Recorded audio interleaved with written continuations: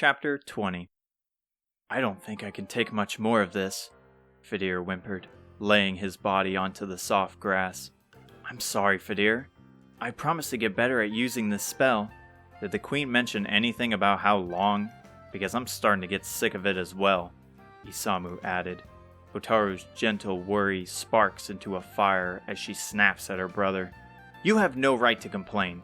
You try flying around the sky at blinding speeds to find one small town. If it wasn't for the desert, we would probably still be flying, so give me some credit.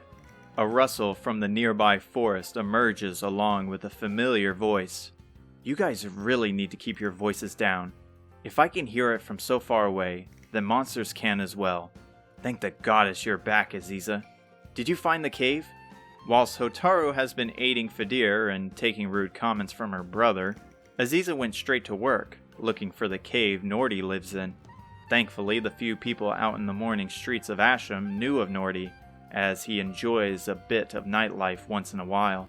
They stated he lives in a cave north of the town, somewhere along the mountain range. However, finding the mountain range was easy. Finding the cave is hard, but with Aziza's return, such a thought should be a distance bygone. It took some time, but I was successful in my search, though I didn't check inside to confirm if Nordi was there. Well, that's good enough for us. It's a start at least, Isamu said. And worse, it's probably another dwarf who can get us even closer. I doubt there is a city of them, Hotaru countered. Never has she seen one, but dwarves were said to be an ancient race of people who were around during the time of the goddess. Pimiko or her father never brought up seeing anything besides humans, making her skeptical about them. It wasn't until recently Fedir told them of a village of fairies they found, and though she wanted to see for herself, she respected Fedir's wishes after hearing the full story.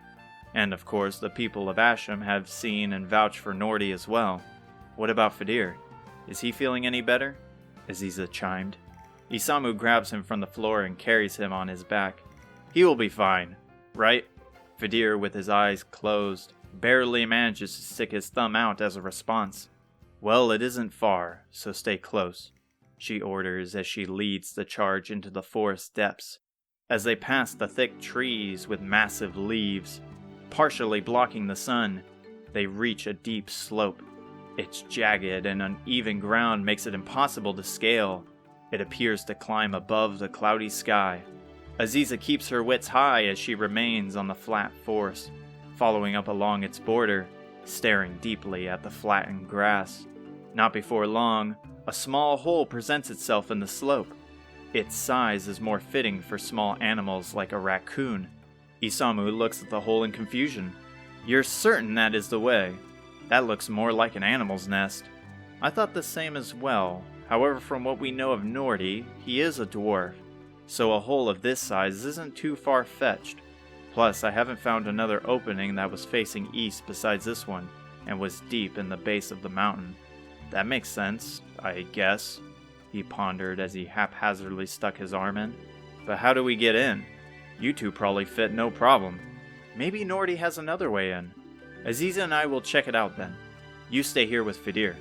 Hotaru, with her small frame and haste, leads, squeezing through the small opening with Aziza closely following. Once they disappear, Isamu sighs. Looks like it's just us two again.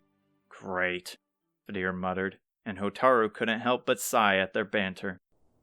As they continue to inch through the darkness, it gets harder to crawl as the space around them tightens. Soon they crawl at a snail's pace with only their struggling grunts filling the air. The darkness blankets them, and the anxiety in Hotaru's mind spikes at the claustrophobic situation. Her heart is beating in her head. Her warm breath cools the sides of her mouth.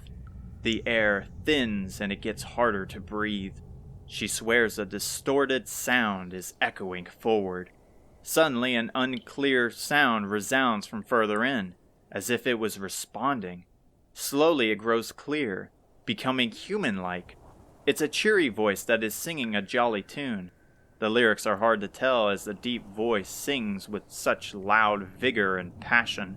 Despite being confused, they continue until Hotaru frees the top half of her body with a great push and slamming her head into the end of the tunnel. The singing stops, and the merry expression deepens, with heavy footsteps closing in. "Who goes there? I carry an array of weapons, and I'm not afraid to use them." A door swings open from the left side, smacking Hotaru on the head. Her mind booms like thunder, using her limited space to soothe it with a hand rub. From the ajar steel door, an orange light reveals a burly shadow. "What the? A pair of legs?" "We don't mean to disturb you," Hotaru grunted as she squirmed. "We were just sent by the King of Ortega to ask you about black pepper." "Portegas Rex sent you? That fat no-good-for-nothing oaf? Now I highly doubt that. I don't know the relationship you have with him, but we have a missive that he wants you to read." Hotaru reaches into her chest pocket and throws out the letter. Hotaru watches as a gloved, meaty hand reaches down to the letter. The hand returns behind the door, and with a suspicious snort, the letter rips. The heavy voice chuckles. Despite the obnoxious pain, she doesn't sense any danger from this person. "Well, just as I assumed. This is the butler's handwriting, but since you came all this way, I will hear you out." He slams the door, rupturing Hotaru's poor eardrums. "And we're only halfway through the day," she whined, her scrambled head feeling like a shaken snow globe. "The door is unlocked," the man called.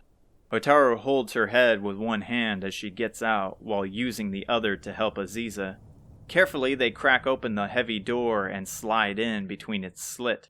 A gentle light from the pretty fireplace fills the warm room, and a scent of herbal tea is not far.